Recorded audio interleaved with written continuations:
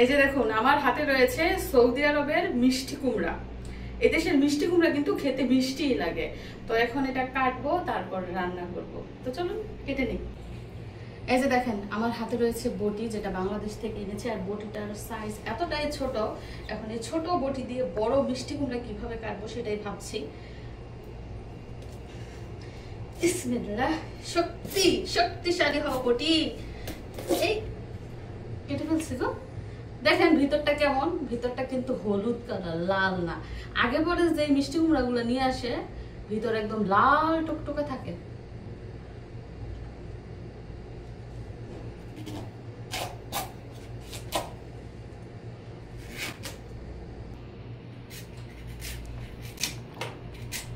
আরে বটির যে ধার জানেন না, এই যে হাত কেটে গেছে মনে হয়।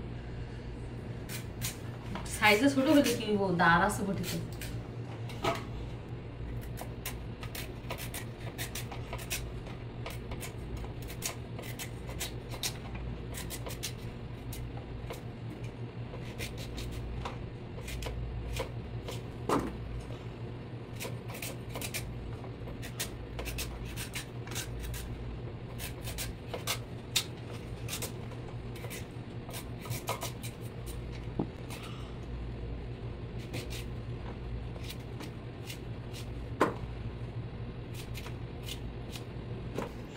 তো দর্শক বন্ধুরা, এই যে দেখুন মিষ্টি কুমড়া এই যে বড় বড় করে কাটা হয়েছে। কেন জানেন?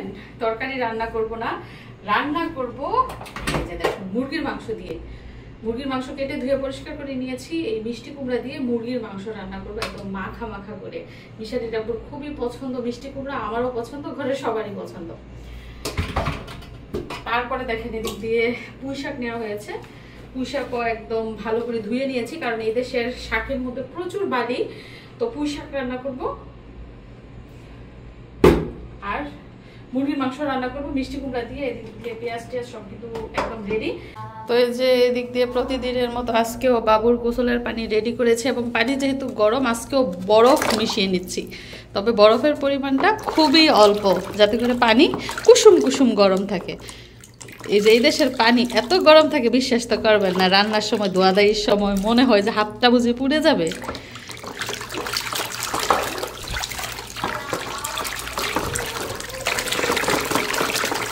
হয়ে গেছে, অর্ধেক বরফ মিশাইছে, আর অর্ধেক রয়ে গেছে। মনে হইতেছে যে সাবানটা না, আর কটকট কটকট আওয়াজ হইতেছে বরফের।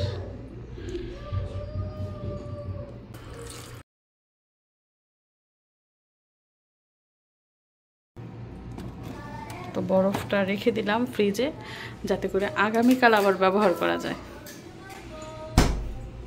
সব রেডি। আমাজন কই, আমাজন কই, কি আমি এদিক দিয়ে আমার মামুনিকে সকাল সকাল গোসল করায় তেল পানি দিয়ে একদম রেডি করে ফেলেছি। কারণ সকালে খাওয়ানোর পর দিছে বমি, তো ভাবলাম যে বমি যখন করছে গোসলই করাই দেই। তারপর একবারে গোসল করাই দিছি। এখন নাস্তা বানাবো, দুপুরে রান্নার জোগাড় করব, আর দেখি বাবু ঘুমাই কিনা। এই যে দেখেন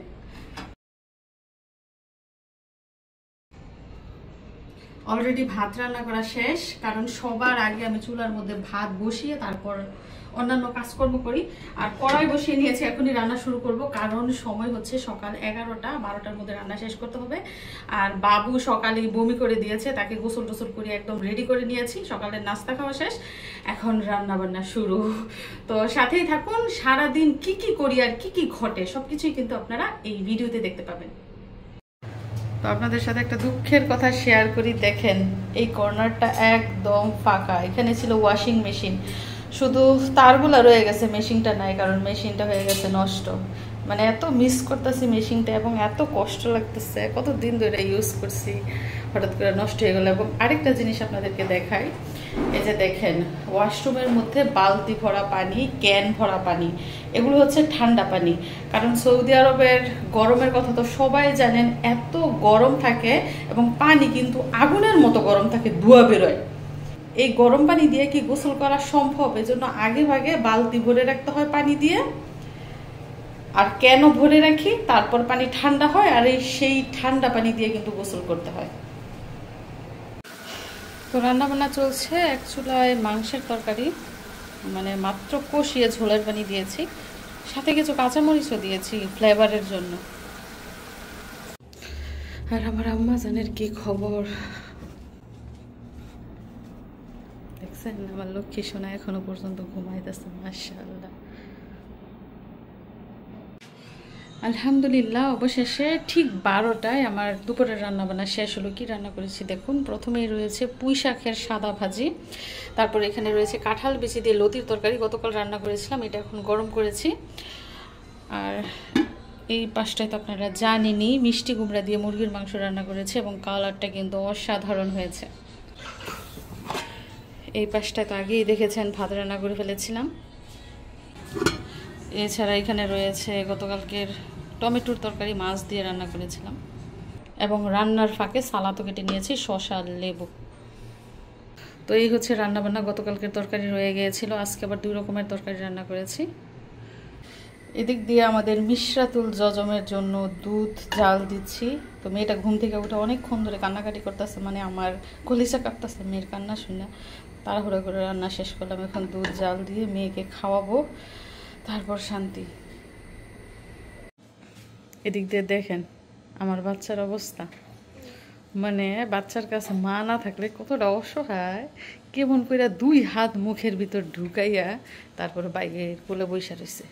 শান্তি লাগে না? কারো কোলে শান্তি লাগে না মাছেরা? দেখছেন এখন আমার এদিকে কেমন করে লাফাইতেছে আর হাসতেছে। মানে বাচ্চা তার মায়ের কোলে যতটা নিরাপদ, যতটা আনন্দ পায়, অন্য কারো কোলে জীবনও ততটা আনন্দ পায় না। আম্মা আম্মা, এই তো আমি এসে পড়ছি, দুধ খাইবা, আসো। ওই ওই ওই